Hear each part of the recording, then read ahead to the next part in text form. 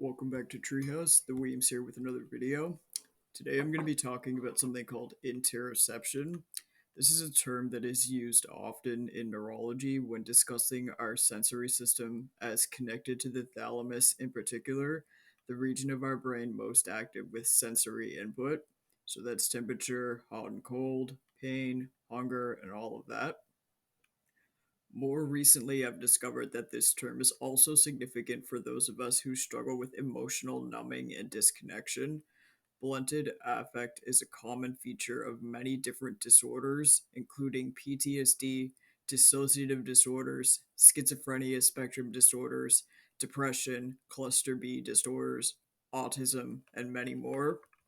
The same sensory processes that allow us to feel pain and hunger are also involved in generating the physical sensation of emotions that we are supposed to feel inside of our bodies. I recently discovered that I was actually misdiagnosed with DDNOS. My introduction video on this channel states this, but it turns out that was actually a misdiagnosis. My proper diagnosis is schizoid personality disorder. So this is actually very similar to schizophrenia, but it lacks the positive symptoms of delusions and hallucinations. So for me, along with PTSD, I have SZPD.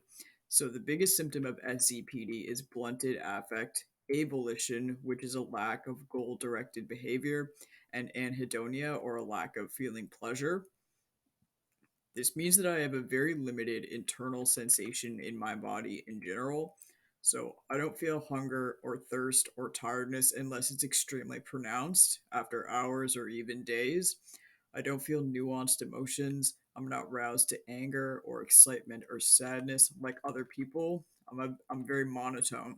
So if you've ever spoken to somebody with PTSD, you might see that this is a common feature of that disorder as well when it comes to something called emotional disassociation.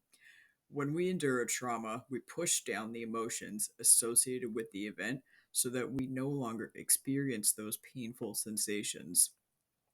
For those who struggle with disorders associated with limited interoception, we must try to stimulate those responses. The most success I've had doing this thus far is with psilocybin and dextromethorphan therapy. Psilocybin is a psychoactive substance colloquially known as magic mushrooms. It is known to promote neurogenesis, which is the formation of new neurological pathways.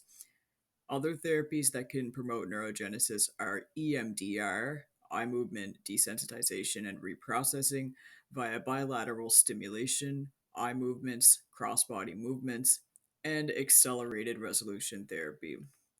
Because psilocybin promotes neurogenesis, it acts on the parts of the brain that actually stimulates our responses of bravery. So that means that when we feel a fear, we can actually overcome that fear and face what it is, which is why psilocybin is currently being studied for efficacy in treating PTSD as well as terminal illnesses.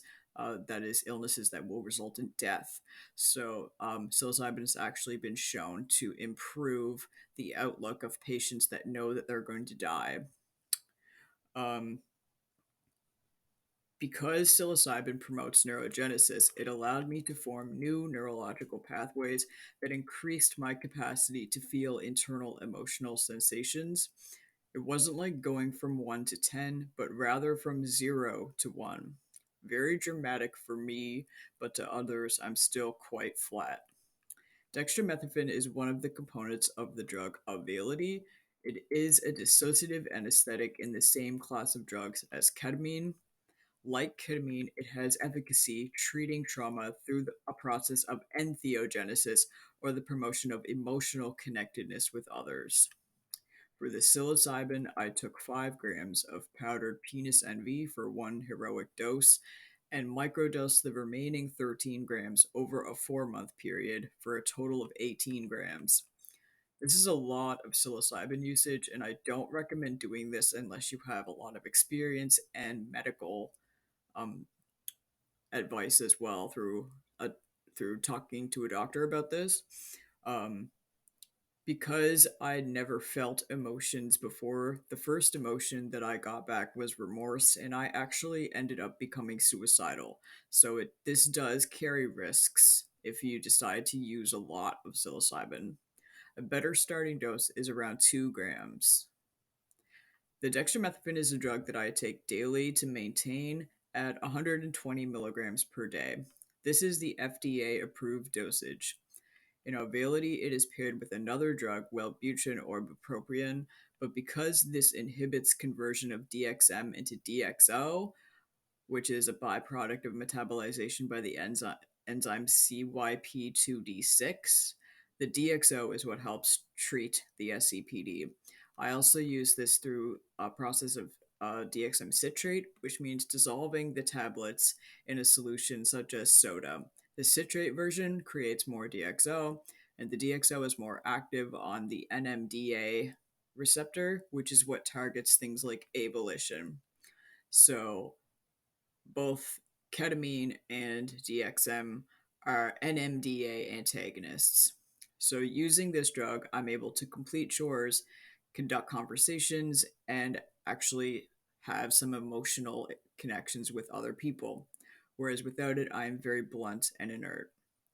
Anyway, I hope this information can be useful to anyone else who might be struggling with similar things. Thank you kindly for listening, and as always, have a great day.